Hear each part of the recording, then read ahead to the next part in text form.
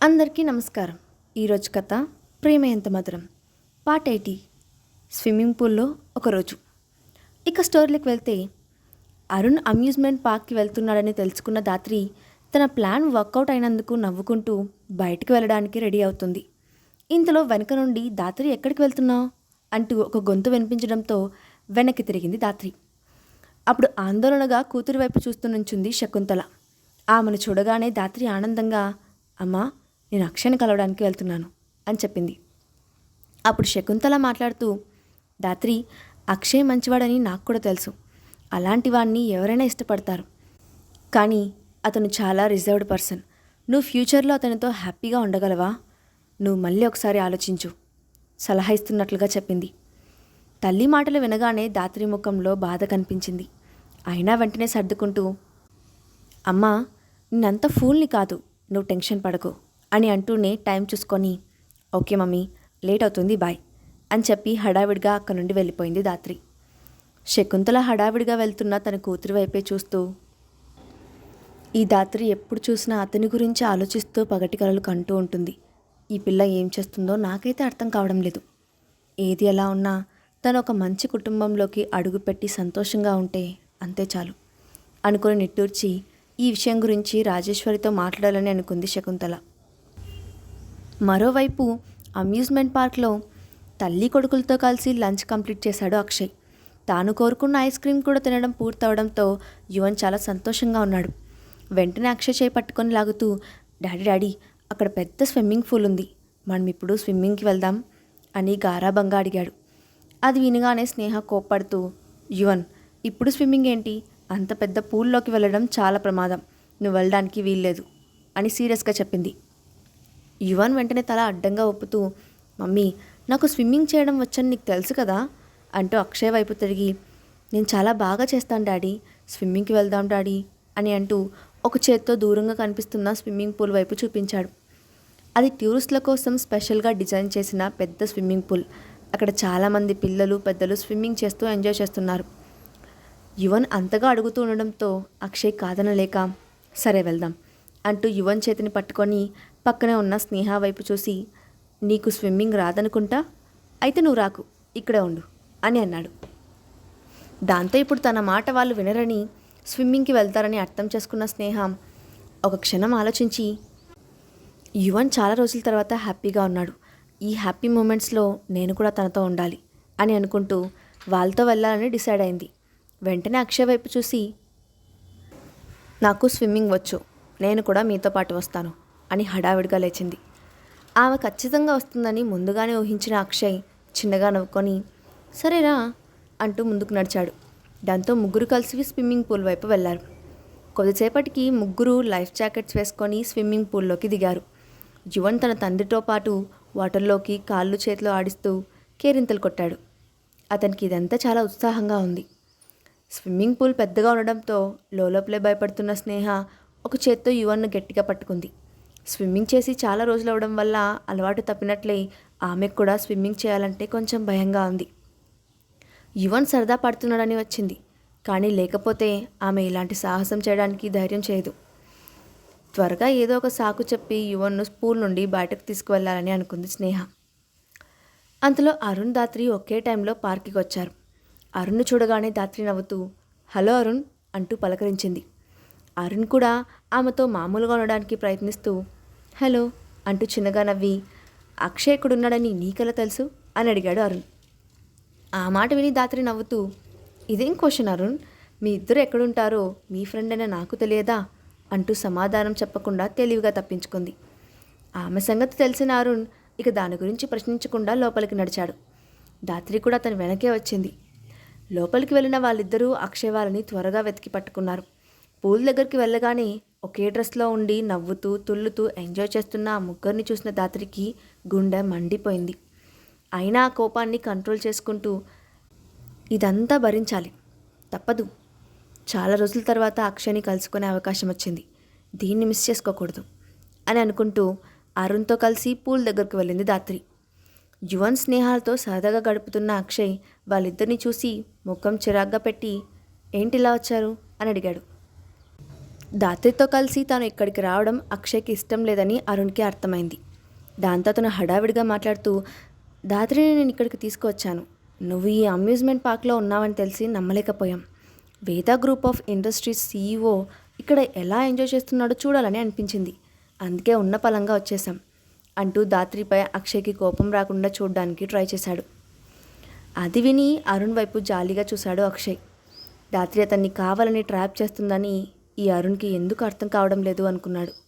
కానీ దాత్రి చీప్ ట్రిక్స్ను అర్థం చేసుకున్న అక్షయ్ మాత్రం ఆమె వైపు కన్నెత్తి కూడా చూడలేదు. వచ్చిన పని అయిపోతే ఇక్కడ నుండి వెళ్ళిపోండి అరుణ్ వైపు చూసి మళ్ళీ చెప్పాడు అక్షయ్. అది ఇండైరెక్ట్గా దాత్రికి కూడా తగిలింది. అక్షయ్ అలా తీసి పారేసినట్టుగా మాట్లాడడంతో దాత్రి ముఖం చిన్నబోయింది. అదే టైంలో దాత్రిని పరీక్షగా చూసిన స్నేహ కాస్త ఆశ్చర్యపోయింది. ఎందుకంటే ఆమె ఈరోజు అచ్చం తనలాగే రెడీ అయ్యిందని స్నేహ గమనించింది. అక్షయ్ మాటలకు దాత్రి కాస్త ఫీల్ అయినా వెంటనే తేరుకొని చిరునవ్వు నవ్వుతూ అరుణ్ వైపు చూసి, అరుణ్, క్లైమేట్ చాలా బాగుంది. అందరూ ఇక్కడే ఉన్నారు కాబట్టి మనం కూడా వాళ్ళతో జాయిన్ అవుదాం అంటూ లైఫ్ జాకెట్ తీసుకొని వేసుకుంది దాత్రి. అక్షయ్తో ఉండే అవకాశాన్ని వదులుకోవడం ఆమెకు ఇష్టం ఉండదు. అందుకే లైఫ్ జాకెట్ తీసుకోమని అరుణ్కి సైగ చేసింది దాత్రి. దాంతో అతను మౌనంగా లైఫ్ జాకెట్ తీసుకున్నాడు. ఆమె అక్షయ్ కోసమే అలా చేస్తుందన్న సంగతి స్నేహకు తెలుసు కాబట్టి అది చూసి స్నేహ పెద్దగా ఫీల్ అవ్వలేదు. కానీ యువన్కి మాత్రం ఇదంతా ఏదో తేడాగా అనిపించింది. ఈ ఆంటీ తన తండ్రిని తనకి దూరంగా చేయడానికి మళ్ళీ వచ్చిందని ఆ చిన్న మనసుకి తెలిసిపోయింది. దాంతో వెంటనే, డాడీ మనం వెళ్దాం అంటూ తన తండ్రి చేయి పట్టుకొని చెప్పాడు యువన్. అక్షయ్ కూడా సరే అంటూ అరుణ్ వాళ్ళను పట్టించుకోకుండా యువన్ చేయి పట్టుకొని స్నేహతో కలిసి పూల్కి మరోవైపుకి వెళ్ళిపోయాడు. దాత్రి కూడా అరుణ్తో కలిసి వాళ్ళ వెనకే ఫాలో అయింది. స్విమ్మింగ్ పూల్కి మరోవైపుకి వెళ్ళిన తర్వాత అక్కడ పూల్ కాస్త లోతు తక్కువగా ఉండి పెద్దగా జనాలు హడావిడి లేకపోవడంతో యువన్ని తన 2 చేతులతో పట్టుకొని నెమ్మదిగా స్విమ్మింగ్ నేర్పిస్తున్నాడు అక్షయ్. స్విమ్మింగ్ చేస్తున్నప్పుడు కాలు చేతులు ఆడిస్తూ తల పైకెత్తినప్పుడు నెమ్మదిగా శ్వాస తీసుకోవాలి, తెలుసు కదా అని యువన్కి జాగ్రత్తలు చెప్తున్నాడు అక్షయ్. తెలుసు డాడీ, నువ్వు టెన్షన్ పడకు, నేను చాలా బాగా స్విమ్మింగ్ చేస్తాను అని భరోసా ఇస్తున్నట్లుగా చేస్తూ చెప్పాడు యువన్. అతనికి తన తండ్రితో కలిసి ఇలా ఎంజాయ్ చేయడం చాలా సంతోషంగా ఉంది. ఉదయం నుండి యువన్ చేస్తున్న అల్లరిని, ధైర్యాన్ని గుర్తు చేసుకున్న అక్షయ్, యువన్ చాలా తెలివైన పిల్లాడు, వాడి గురించి టెన్షన్ పడాల్సిన అవసరం లేదు అని అనుకున్నాడు.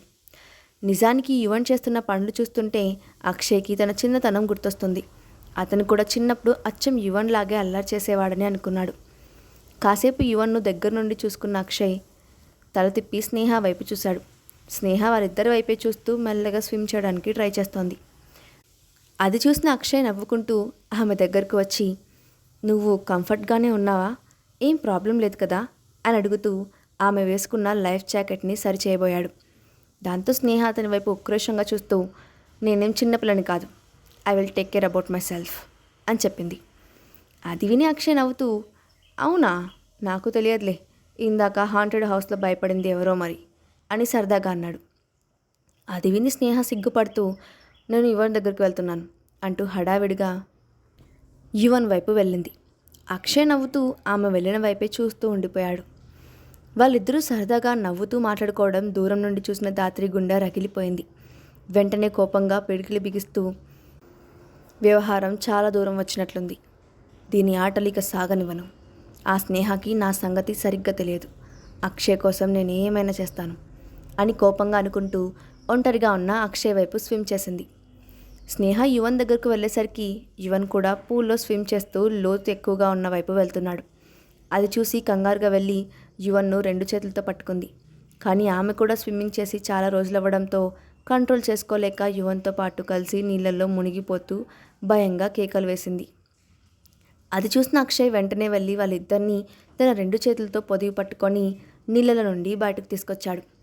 అదే సమయంలో అక్షయ్ కోసం అతని దగ్గరికి రాబోయిన దాత్రి ఆ సంఘటన చూసి షాక్ అయినట్లుగా ఆగిపోయింది. నీళ్ళల్లో ఉండి తన కొడుకుతో పాటు అక్షయ్ని హత్తుకొని ఉన్న స్నేహాన్ని చూసి ఆమెకు అసూయగా ఉంది. వెంటనే ఆవేశంగా పూల్లో నుండి బయటకు వచ్చి కోపంగా 4 అడుగులు వేసింది. దాంతో పూల్ అంచులపై పడి ఉన్న నీళ్ళల్లో కాలు జారి మళ్ళీ పూల్లో పడిపోయింది దాత్రి. హఠాత్తుగా నీళ్ళలో పడడంతో ఆమె ముక్కుల్లోకి నీళ్లు పోయి ఉక్కిరిబిక్కిరైంది. ఆ పక్కనే ఉన్న అరుణ్ సైలెంట్గా ఆమెను చూస్తున్నాడు. అప్పుడు ధాత్రి కోపంగా అరుణ్ వైపు చూస్తూ, నీళ్ళల్లో పడిపోతే హెల్ప్ చేయకుండా అలా చూస్తూ నిలబడతావేం అని అడిగింది. ధాత్రి అడిగిన ప్రశ్నకు సమాధానం చెప్పలేదు అరుణ్. అతనేమీ తెలివితక్కువవాడు కాదు. ఆమె ఉద్దేశం ఏంటో అతనికి స్పష్టంగా అర్థం అవుతూనే ఉంది. పైగా పార్క్కి వచ్చిన దగ్గర నుండి ధాత్రి ఏం చేస్తుందో గమనిస్తూనే ఉన్నాడు అరుణ్. ఆమె కావాలనే అక్షయ్ వాళ్ళు ఉన్నవైపు వెళ్ళడానికి ప్రయత్నించింది. అందుకే మౌనంగా చూస్తూ నిలబడ్డాడు. మరోవైపు పెద్ద ప్రమాదం నుండి బయటపడ్డందుకు ఊపిరి పీల్చుకుంది స్నేహ.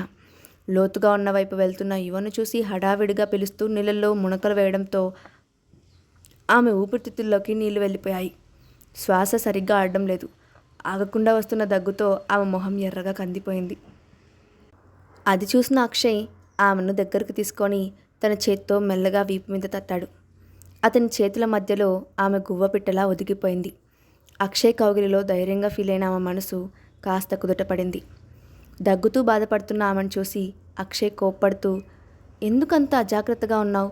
చూడు ఇప్పుడేమైందో అని అన్నాడు. అప్పుడు స్నేహ తేరుకుంటూ యువన్ని అలా నీళ్ళల్లో మునిగిపోతుండడం చూసి ఒక క్షణం గుండె ఆగినంత పనైంది అని చెప్పింది. అది విని అక్షయ్ ఆమె వైపు విచిత్రంగా చూసి, నువ్వు అనవసరంగా ఎక్కువగా రియాక్ట్ అయ్యావు. యువన్ ఏమీ అంత తెలివి తక్కువ వాడు కాదు. ఒకసారి అటు చూడు అంటూ పక్కనే ఉన్న యువన్ వైపు చూపించాడు.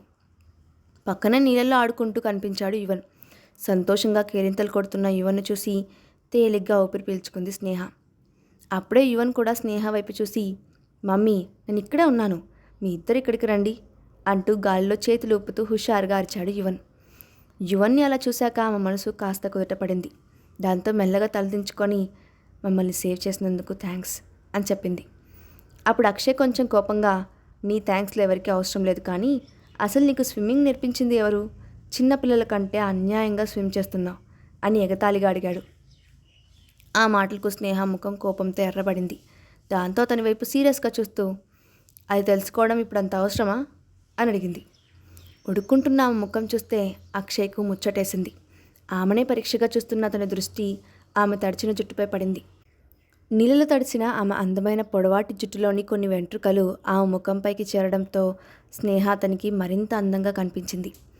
దాంతో ఆమె ముఖంపై పడుతున్న వెంట్రుకలను నెమ్మదిగా వెనక్కి జరుపుతూ ఆమె చెవి వెనుక వైపుకు పెట్టి సరిచేశాడు. అక్షయ్ చేసిన ఆ పనికి స్నేహ చెంపలు సిగ్గుతో కెంపులయ్యాయి.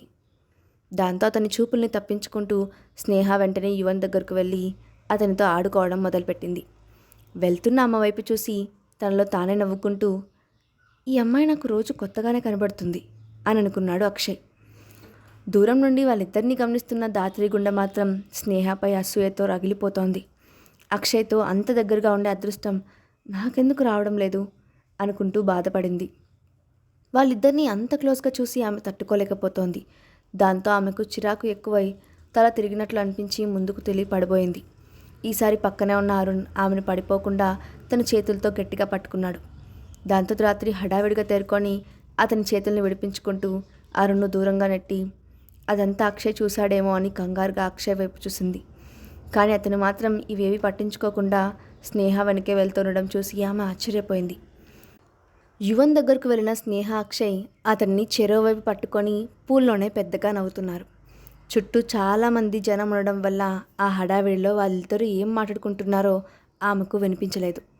కానీ ఆ దృశ్యం మాత్రం ధాత్రిలోని పగను రెండింతలు చేసింది. అక్షయ్ స్నేహాల మధ్య బంధాన్ని చూసిన ధాత్రి ఏ నిర్ణయం తీసుకోబోతోంది? అరుణ్ మనసులోని మాటను ధాత్రి అర్థం చేసుకుంటుందా? నెక్స్ట్ పార్ట్లో చూద్దాం. ఈ స్టోరీ అప్డేట్ ఎలా ఉందో కింద కామెంట్ బాక్స్లో మీ ఒపీనియన్ని షేర్ చేయండి. అలాగే ఇలాంటి మరిన్ని వీడియోస్ కోసం మా ఛానల్ తప్పకుండా సబ్స్క్రైబ్ చేసుకోండి. Thanks for watching.